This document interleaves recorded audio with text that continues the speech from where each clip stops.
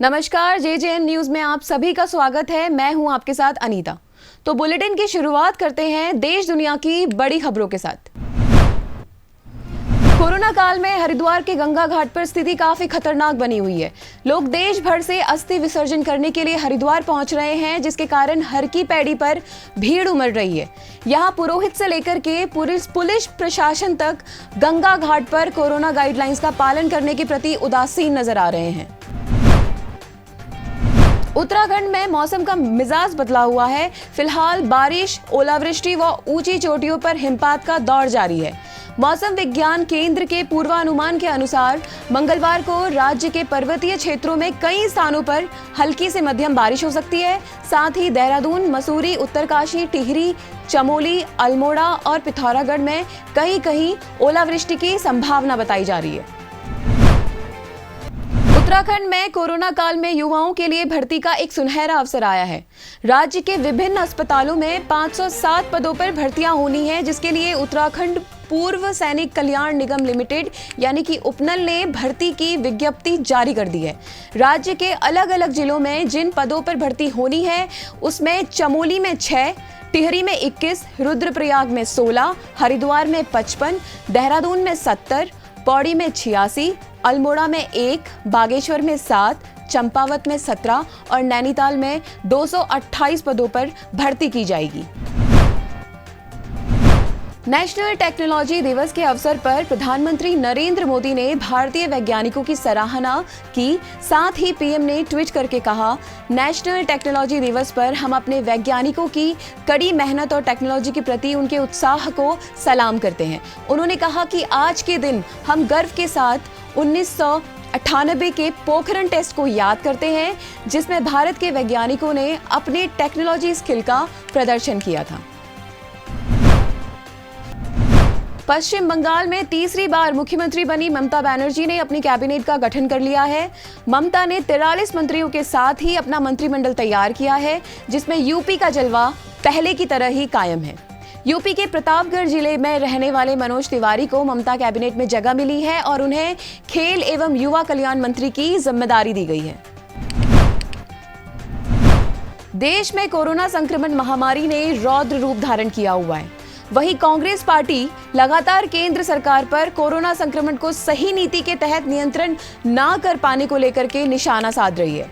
कांग्रेस नेता राहुल गांधी ने अपने ट्वीट में लिखा है, नदियों में बहते अनगिनत शव, अस्पतालों में लाइनें मीलों तक, जीवन सुरक्षा का छीना हक, वो गुलाबी चश्मे उतारो जिससे सेंट्रल विस्टा के अलावा कुछ नहीं दिखता।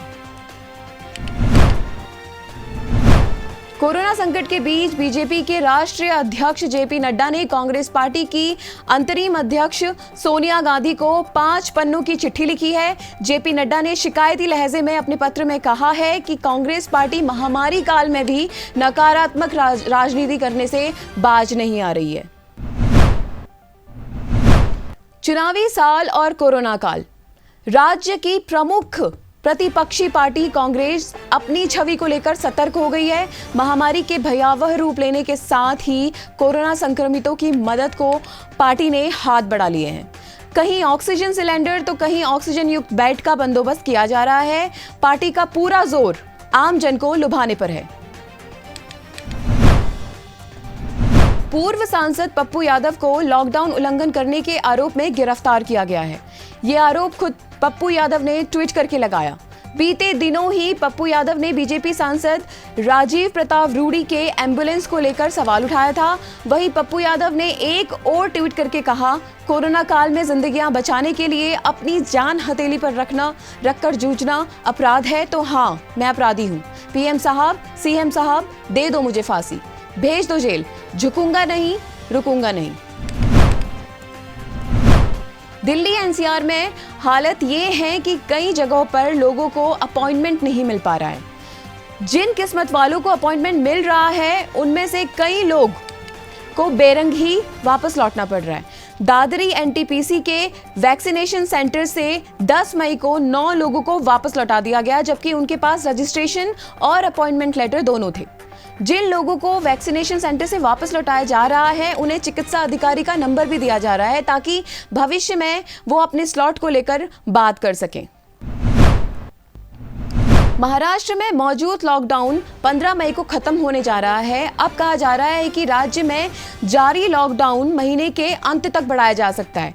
खास बात यह है कि राज्य में कोरोना वायरस संक्रमण के मामलों में गिरावट देखी जा रही है। ऐसे में कई जिलों ने पाबंदियों में ढील दिए जाने की मांग की है। हालांकि अंतिम फैसला बुधवार को होने जा रही कैबिनेट मीटिंग में ही लिया जाएगा। कोरोना महामारी के बीच नए रोग ब्लैक फंगस यानी म्यूकोरमाइकोसिस अब लोगों की जान का दुश्मन बन गया है। महाराष्ट्र और दिल्ली के बाद मेरठ में ब्लैक फंगस के से पीड़ित 2 कोविड मरीज मिले हैं। दोनों मरीज मुजफ्फरनगर और बिजनौर के रहने वाले हैं। दोनों मरीजों का इलाज मेरठ के एक निजी अस्पताल में चल रहा है। निजी अस्पताल के डॉक्टर संदीप गर्ग ने इसकी पुष्टि की है। उन्होंने बताया है कि मरीज की स्थिति पर नजर रखी जा रही है। आम आदमी पार्टी ने वैक्सीन की कमी को लेकर भाजपा पर हमला बोलते ही सियासत गर्मा गई है।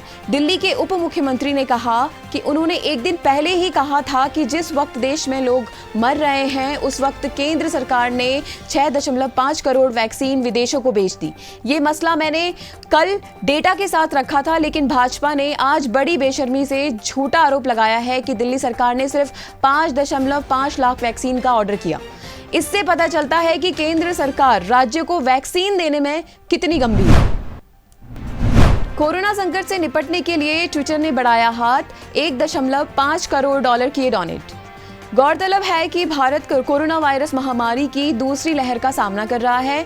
ट्विटर के सीईओ जैक पैट्रिक डॉर्सी ने सोमवार को ट्वीट किया कि ये राशि 3 गैर सरकारी संगठनों केयर, एड इंडिया और सेवा इंटरनेशनल यूएसए को दान दी गई है। केयर को 1 करोड़ डॉलर दिए गए हैं, जबकि एयर इंडिया और सेवा इंटरनेशनल को 25-25 लाख डॉलर दिए गए। उत्तर प्रदेश के शामली जिले में एक शर्मसार कर देने वाला मामला सामने आया है, जहां पर एक महिला के शव को नगर पालिका द्वारा कूड़ा गाड़ी में रखकर शमशान घाट ले जाया गया। बताया जा रहा है कि महिला की मौत कोविड से नहीं हुई थी, वो लंबे समय से बीमार चल रही थी। मृतक महिला के परिवार ने आस पड़ोस के लोगों से अंतिम संस्कार के लिए मदद मांगी, लेकिन कोई भी आगे नहीं आया। कोरोना की दहशत की वजह से उन्हें कंधा देने को 4 लोग भी नहीं मिले।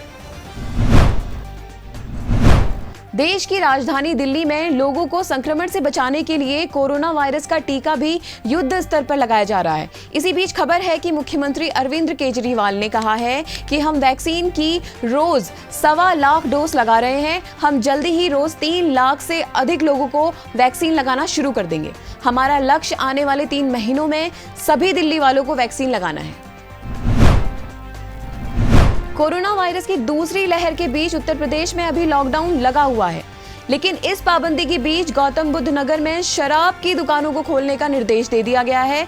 आदेश के अनुसार जिले में सुबह 10 बजे से शाम 7 बजे तक शराब की दुकानें खुलेंगी। सरकारी तेल कंपनियों ने लगातार पेट्रोल डीजल की कीमतों में इजाफा कर दिया है। हरियाणा में भी 11 मई को पेट्रोल के दाम फिर बढ़ गए हैं। हरियाणा में पेट्रोल के दाम 26 पैसे प्रति लीटर बढ़े हैं, वहीं डीजल 30 पैसे महंगा हुआ है। प्रदेश के अंबाला जिले में पेट्रोल का दाम 79.17 रुपए प्रति लीटर हो गया है, जो कल 88.91 प्रति लीटर था। बॉलीवुड के शहंशाह यानी अमिताभ बच्चन के फैंस के लिए एक गुड न्यूज है। एक्टर के फैंस एक बार फिर उन्हें पर्दे पर देख पाएंगे, क्योंकि कौन बनेगा करोड़पति सीजन 13 के लिए रजिस्ट्रेशन की प्रक्रिया आज से शुरू हो गई है। आपको बता दें कि लॉकडाउन के इन दिनों में घर बैठे बैठे भी आप करोड़पति बनने वाले इस शो का हिस्सा बन सकते हैं। गुरमीत चौधरी ने गरीबों और मिडिल क्लास लोगों को ध्यान में रखते हुए हाल ही में महाराष्ट्र के नागपुर में आस्था नाम के एक कोविड हॉस्पिटल को खोला है।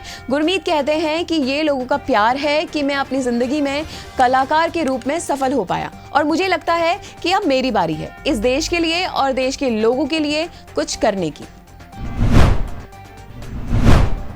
फिलहाल इस बुलेटिन में इतना ही, लेकिन खबरों का दौर ऐसे ही चलता रहेगा। देखते रहिए JJN न्यूज़। नमस्कार।